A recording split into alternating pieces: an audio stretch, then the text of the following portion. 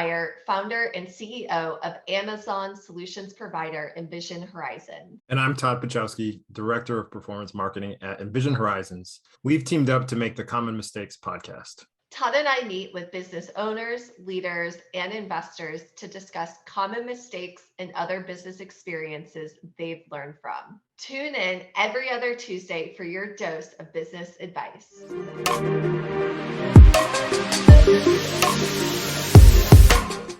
Hello, and welcome to another episode of Common Mistakes, where we talk about mistakes we've made or seen so that we don't all have to learn the hard way. I'm Laura Meyer. And I'm Todd Pachowski. Today we have the absolute pleasure of Chris Gronkowski joining us. Chris is the CEO of iShaker, a premium drinkware company with absolutely fantastic insulated stainless steel bottles. Prior to iShaker, Chris was an NFL starting fullback for the Broncos, the Cowboys, and the Indianapolis Colts. His story is an absolute epitome of determination, hard work, and business smarts. So, Chris, it's great to have you here. Hey, thanks for having me. Yeah. Awesome. Well, Chris, so tell me about the transition from becoming an NFL player to being an entrepreneur, because as I believe it, it was really your wife who influenced you, right? Yeah, it was kind of something I didn't see coming. Well, first off, I'm in the NFL. I knew it wouldn't last long. I was undrafted. I was really happy to be there. Kind of the goal was to make a team, play a year. Hopefully, if I was really lucky, get 3 years so that I can get pension and go on from there. So I was able to accomplish that. But in the back of my mind the whole time, I knew that this wasn't going to last forever. I actually had an accounting degree. I realized really quickly that everyone in the NFL had zero idea how to actually file taxes. I started doing that myself and realized that there could be a cool opportunity there. Third year, 3 different teams, 3 cities later, my wife decides that she does not want to go for another job interview, and she starts her own business at home. Started hand painting wine glasses. I came home, she had them in the oven, and I was trying to eat dinner, and I'm like, this is the worst idea ever. Fortunately, they started to sell a lot, and she had to find a way to scale up the company. At that same time, my 3rd year ended, my contract ended, and I started working with her and realized that she started something really cool that was getting a lot of attention, and there's a huge market for it. So started jumping in on that. We started buying commercial grade laser engravers. Our first one we actually had on the kitchen table of her dad's house while we were living there, while we were transitioning between teams. We were actually venting the laser engraver out of his kitchen window. It was absolutely ridiculous. But I then went on and I signed with the Chargers. I ended up being there for about 6 months. I got hurt in camp. I took an injury settlement and went back with my wife. For 5 years, we grew this online business mostly through Etsy and then our own website, and really just kind of learned how to run an e-commerce business doing that. What a journey. And so tell me, what are some of the common mistakes you made earlier on that you wish someone would have given you a heads up on? Yeah, so then I guess after 5 years, I ended up starting iShaker as well. But some of the early mistakes that I quickly learned from her business was that you can't 100% depend on someone else's platform. We were crushing on Etsy. When we first started, we contacted them and said, hey, can we have multiple shops? We realized that you can only have one placement for each search term on Etsy with their algorithm. So realized really quickly that if we opened 3 shops, we'd have the top 3 spots for some of the biggest terms on there. So we did that. We actually had one that I created, and then we had one that my wife created. So they actually sold the same products, but looked completely different because mine was built from a guy's perspective and hers was built from a girl's perspective. And we took all the top search terms. Well, they actually went public and decided that custom shops, you can only have one. So they came after us, actually completely shut down all of our shops at one point, and that was all of our revenue. And we actually had multiple employees at that point as well. So for about a week during one of our biggest holidays, which was Father's Day, all of our shops were shut down, and I was just scattering. I was working, I think, 24 hours a day trying to push all the traffic over to a website that I literally built within like 6 hours. At that point, realized that you can't depend on somebody else. If you want any sort of control and you want to build a business to the next level, you have to build your own customer base as well. So we took that same approach with iShaker. We started on Amazon to kind of prove the point and make sure that the product was actually going to sell. I started building a website and a database. And when we got on ABC Shark Tank, the whole game plan was actually to drive people to our website instead of Amazon so that we could start figuring out who our customers were and also create a database of customers. Yeah, that's amazing. And on that note, Chris, what was it like to be on Shark Tank? Was there any particular highlight from that show, or would you have done anything differently looking back now, 5 years later, however long it's been since you were on the show? Yeah, man, Shark Tank was amazing. It's everything everyone says it is. You get on there, your sales explode. It's all free. I say free marketing, paying any expense like Facebook ads or anything like that. It's all high margin sales. So the money that comes comes in from it is high margin. It helps you kind of get to that next level, and the money from the sharks do as well. And then 5 million people watch it that day. People recorded as well. And then for us, we actually got an update a year later, and now we get reruns of both episodes almost monthly at this point, and that still generates thousands of clicks to our website and thousands of dollars in sales on Amazon and our website every time it airs. So it's been huge. What people don't see is that as huge as it is, you 20x overnight, so does the work. I was shipping out of the upstairs in my house here. I didn't have employees. We didn't have a warehouse. Luckily, we only had one product at that time, because if I had to ship multiple SKUs, I don't think it would have happened. But yeah, the work is insane as well. You're a one-man show for the most part. A lot of these companies a lot of them are super early, so you're just not able to handle that much volume. So that first year was just probably 100-hour weeks, just kind of grinding through it, kind of figuring things out. It really lasted, I would say, about 4 months before it finally calmed down. And at that point, it gives you some time to actually breathe and build a team and build a company and start buying some new products, stuff like that. But yeah, overall, man, absolutely massive. Shark Tank is what everyone says it is, and it definitely took us from a side hustle to really a full-time business overnight. I heard another podcast you were on that you mentioned they had sent an email to, I guess it was NFL players, and kind of suggested if you had a product or an idea to apply. Is that something that was like just kind of ruminating around your head for a while, or did you just one day just remember back on that idea? Yeah, I knew it was there the whole time. I just had no product to pitch for it. So I thought of Ice Shaker. It was kind of in the whole plan. Like, hey, this is kind of the perfect as seen on TV type of product. It's easy to explain. It would really present itself well on TV. And that was kind of the game plan was, hey, let's first get some sales, because you can't just hit up the producers or hit up Shark Tank and be like, hey, I have this really cool idea, because everyone has a really cool idea. So I got into it about 3 months into the business. We had about $25,000 in sales at that point, and that's when I first reached out and just told them about the product. It's from there, it was, hey, do a video submission. They liked it. They obviously saw the fact that, the family could come on there and really drive some more eyeballs to the show. So that was the reason they reached out in the first place. So once that was there and the product was, legitimate and was actually selling, I think it was a pretty easy decision for them to bring us in. And I tried to juice up the sales as much as possible by doing every show I possibly could, and got to the set with about $80,000 in sales 3 months later. So took that, put a $1 million valuation on it. I was able to get offers from all 5 sharks on the show. Awesome. Chris, I'm curious, what was more fun to record, Shark Tank or Family Feud? More fun, I would say it was Family Feud, but more satisfying, I would say was Shark Tank. It was a lot of prep for Shark Tank, a lot of it was hard work. I studied for months. I wrote down every question. I knew the numbers inside and out, and I was ready for it. Whereas Family Feud was, show up, have a good time, and answer some questions that you're really never going to be able to study for. Yeah. Well, I will say, if listeners out there haven't seen either episode, they're both very entertaining. And you had offers from all 5 sharks. What's it like having sharks as investors? Yeah, so going into it, it was $75,000 that the sharks invested into the company. So it was Mark Cuban and Alex Rodriguez. So when that happens, I'm not expecting them to do all that much.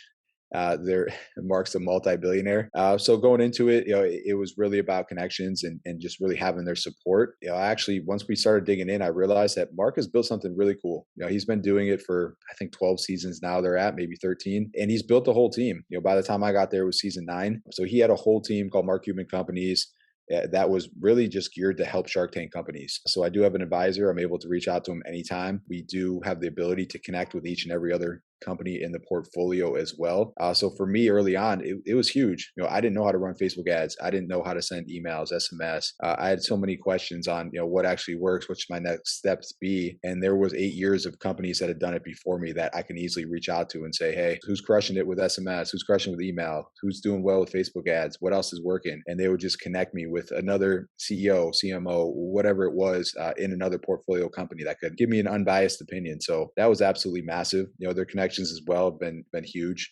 And Mark got us into GNC almost immediately, QVC, Good Morning America, all that kind of stuff as well. Super easy to get on just by saying, hey, Mark's a part of the company. So those connections were huge. What they're not going to do and what people think they do is, come in and kind of just take over the company.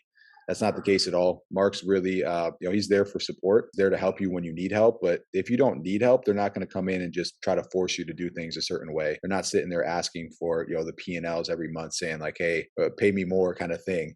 They're there to just help you live the American dream. So it's been a great relationship. I think it will continue to get stronger as we continue to grow. Awesome. Well, I want to talk about Protein Cookie Co. We were with you on that journey when you initially had acquired the business. Let's talk about that experience and what you learned from it, because you and I haven't really caught up on it really either. I'm naturally curious. Yeah, for sure. So we started working with the company early on with Ice Shaker, and me personally loving cookies and finding one that was a healthier option was huge. So at one point, we ended up buying the company. We started to really increase the sales significantly. We landed a big PO with Kroger. It was already in HEB, pumping good volume. The second PO to Kroger showed up completely moldy. So at that point, it was obviously charged back. We had to cancel the PO, tried to figure out what was wrong, how to fix it, and really just came back as there was no fix. The bakery ended up closing their doors. We tried to find another bakery to make it. It didn't seem like the formulas were really matching up. So ended up taking a bath on it, that's for sure. The company ended up closing the doors, and unfortunately was an investment that didn't work out. So what would you say is your biggest takeaway from that experience? And what would you maybe do differently should you look to acquire another company in the future? Yeah. I mean, one thing I would say is I was definitely spreading myself way too thin. It was kind of, you get into this entrepreneur mindset where, you want to do a million things all at once and you have a million great ideas, but that really made me realize that I need to settle down and kind of focus on one thing and have a great game plan for Ice Shaker if I want to take it to the next level. So that was one thing. The second thing I would say is just due diligence if you're buying a company. I thought we did a great job. The company had been in existence for 3 years. They're selling to HEB, which is a massive supplier. I reached out to other people that are also buying from them as well, and they all had great things to say. So, I mean, it's hard to tell. Some things maybe we could have dug a little bit deeper on. I still don't think we would have really found anything. So a little frustrating there, but I think overall we're not an expert in that space of cookies or consumable goods. So if you're going to bring on something like that, it's either bring on a team of someone that already knows how to do it or knows the space, or you kind of got to go all in on that stuff too. Doing it as a side hustle, trying to run a second full-time business is probably not the way to go unless you have that first one pretty much running on its own, which I 100% did not have the first one running on its own at all. I was pretty much all day, every day working in the business at that point. So putting yourself too thin is probably never going to work out in your favor. Yeah, I mean, I personally can relate to that as well. As the saying goes, if you chase too many rabbits, you catch none. And as an entrepreneur, there's a lot of rabbits to go after. Yeah, I mean,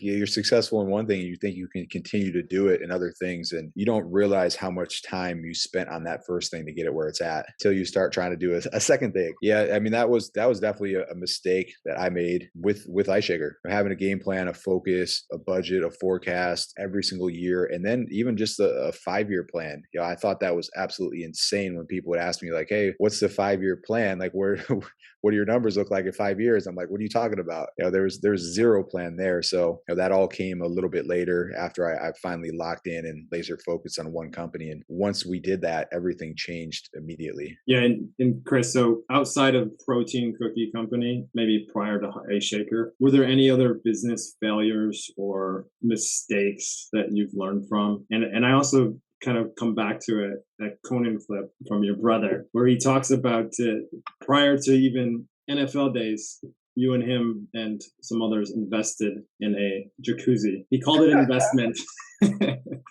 How has the ROI been on that? And outside of that, any other business failures? Or maybe that was a success. The hot tub was a success. We still talk about it today. So that's how you know it was a success. Slipping, sliding through the front door, out the back door, hopping into the hot tub. And then it just was overflowing in bubbles, 10 minutes later because there's so much soap in it. So that made it all the way to the NFL scouts. That makes it in the podcast all the time today. So I got to say, like, the return on investment on the hot tub was 100% worth it. Yeah, it sounds like it. Okay, just checking on that. But okay, so outside of the jacuzzi fun, anything else that you can recall that you'd like to give to our listeners? Yeah, it kind of goes back to just spreading yourself thin. I mean, there's been other things we started as well. We do have another product we sell alongside Ice Shaker called Protein Coffee Co. So it's always done well. I would say it could be a full-time business for sure. We launched this product, zero information about it anywhere besides our website, and this product sold like crazy. So just a unique protein blend with coffee mixed into it, and it's equal to 2 shots of espresso. And we sold hundreds of bags the first week. That's huge to launch a brand new product no one's ever heard of and be able to sell that much. So the thing is it just that isn't where the passion is. That's not where I'm putting the time. It's not where I'm putting the effort. So I always tell people, it's a huge mistake if you're starting something that you don't absolutely love. It's not going to be successful. It's not going to go to that next level. I could say the same thing about another product. I sell it only on Amazon. I started it years ago. It's actually an aquarium divider that I got patented. My wife used to work at PetSmart. We used to breed fish, and there was no good dividers there. So I created this, I patented it. I will tell you that, getting a patent is also a mistake before you actually have a product that sells. I paid way too much money for a patent. I didn't even know if I could get the product made yet. Fortunately, I did. It sells well. I'm not super passionate about it. All I do is send it to Amazon and it sells. So that's cool, but it's a product that could be sold around the world. Aquariums are bigger overseas in different countries as well. So it could probably crush. It does really well. I probably sell about 100K worth of it a year and I do nothing. But again, if you're not passionate about it, just don't even really dip into it, because you're never going to take it to that next level. You're going to burn out at some point. You're kind of going to give up on it. I would say, it's not a mistake because it still does really well, but it's kind of something that I don't even really care about anymore. Those passive businesses are nice though to have, for sure. So as you look towards the future, what's on the horizons for Ice Shaker? Yeah, it's been really cool. I finally sat down, started talking to mentors. My dad's been in business for 32 years, and just said, hey, what took you to that next level? For them, and multiple people I talked to, it was budget, forecast, game plan. We finally implemented that during the pandemic when I was kind of forced to. Had our third kid. I couldn't go to the warehouse. I finally pulled myself away from the business and started asking people, what do I do next? Because I didn't know what was going to happen during the pandemic. Anything could happen. It could have went any way. That was kind of the advice. So I started doing that. With that, we have a great game plan now. With that, we 3x our profit that year. We're up 70% this year over last year. So it definitely works. Having a game plan, having a budget, having a forecast, having everyone on the same team. We do have products in the pipeline. We just launched our half-gallon, full-gallon jug.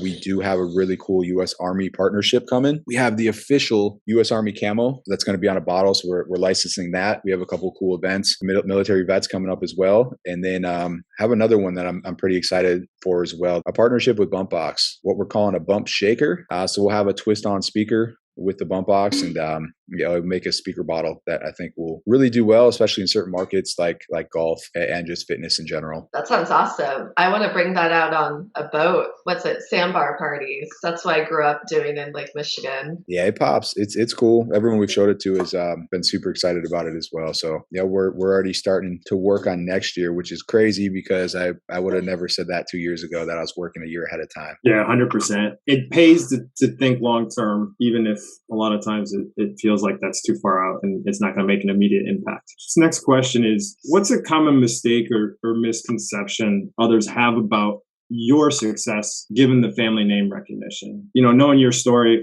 I feel like there's a lot more to that. Yeah, for sure. Yeah, people say to me all the time, like, must be nice, kind of just handed to you kind of thing. So I always go back and have to kind of explain that, the first week of Ice Shaker, we sold about 3 bottles. It's something that no matter how big your following is, there's some people that can pull it off, but for the most part, if it's a product no one's ever heard of, never seen before, they're not just going to buy it. And I found that out really quickly. We always kind of go like, if 1% of my following buys it, I'll be making, millions of dollars that first week. That's not the case at all. If it's just followers too, what a lot of people don't see is that you have to engage with your followers. You have to build the fan base. They're not going to just do you a favor, unless you're, doing them favors back as well and bringing them value or entertainment or whatever it is and engaging with them. So it's been a ton of work. It's something that has taken taken me years to grow. My own family is like, man, you're crazy. All you do is work nonstop. You're trying to find every single possible way and avenue to make Ice Shaker be successful. So there's a lot of people that are famous that have brothers and sisters that you've never heard of that have not been able to successfully run a business. So one of the things I did from day one was I called it Ice Shaker. The Sharks thought it was crazy that I didn't include the name Gronk in it. I got called out on Shark Tank for it. At the end of the day, I wanted this product and this company to live on its own, and that's what I've done. So it's been an absolute grind. So I have so much respect for anyone that has a successful company. Yeah, it sounds like the business has followed almost the path that you did getting into the NFL with, not being drafted or anything like that, just really grinding through and working your way to get where you were, coming out successful. And you've done that with Ice Shaker. So more. Appreciate it. When's the blender coming out? Yes, that's something we're working on still. I think there's a couple different routes we can go with it. We can just make and I've seen a couple where you can actually make a portable twist-on blender that's powered by battery, so that could be an option. Yeah, we've kind of slowed down trying to tap into electronics right away, right off the bat, until we really locked down the market that we had in front of us. The bottle market is massive, and we were hardly touching it. So I think there's still a lot of opportunity there first, and then we could start tapping into other really add-ons and accessories as well. So accessories are actually a massive market as well. So we do have different accessories coming that I think will do really well for us. Just selling a straw pack has been a massive upsell. We do have a twist and fruit infuser as well coming. Realize that fruit infused bottles is a huge market. You can take off of our twist and agitator and twist in a fruit infuser instead, and it makes it a fruit infused bottle. So that gives us a lot of options to just bundle or sell them together as a kind of a 2-in-1 bottle. So that is on the way in about the next month or two. Awesome. Well, it's been so exciting to have been along for the journey over the last 4 years. I think it was probably 4 years ago, the last time all three of us were in your warehouse in Texas. I think, it was like 2018, 19, I forget what year. So that was a huge mistake too, that warehouse. I mean, just super unorganized. Everything has changed at this point. Everything's labeled, everything's on racks. And the warehouse is probably 4 times bigger than when you saw it. So a lot has changed. Amazing. Well, it sounds like you've had the epiphany moment that I think a lot of business owners eventually have in like year 2, year 3, or sometimes year 10 of like the requirements needed to focus on the business and not always just running on the hamster wheel of working in the business. I know that's something I can relate to as well, and I'm sure a lot of our listeners can too. So really excited to see where Ice Shaker is going. Thank you so much for joining us today. I know you're active on social and a lot of other channels. Where would be the best place for listeners to follow you and find you? Yeah, absolutely. You can check out the product at iceshaker.com. Please follow me at Chris Gronkowski. I'm everywhere. So TikTok, Instagram, Twitter, LinkedIn. I'm even on Pinterest. So incredible. Well, hey, and I think you grew your TikTok really quickly too. You were on fire with that last year. Absolutely. I got to get back to my one a day. I was posting 1 time a day, significantly grew my following. And I think there's a lot of opportunity there to just kind of show more of the behind the scenes of the business and just connect more with people. At the end of the day, I think most companies that have the most success is because they build community. And that's kind of where we're trying to get to as well. We've done a great job, but I think there's a whole nother level that you can build on social media. So that's kind of the game plan for the second half of this year, is a lot more events and a lot more community building. Awesome. Well, listeners, join the Ice Shaker community. They're welcoming you with open arms. Thanks again, Chris. Thanks so much for having me. Thank you, Chris. All right. Thanks for tuning in to another episode of Common Mistakes. If you're not yet subscribed, be sure to follow us and visit envisionhorizons.com to sign up for our weekly newsletter with all the latest Amazon news and expert advice. For Amazon sellers looking for more support, check out our Amazon brand management platform, myHorizons, and sign up for a free trial. Thanks for your support, and we'll see you on the next episode of Common Mistakes.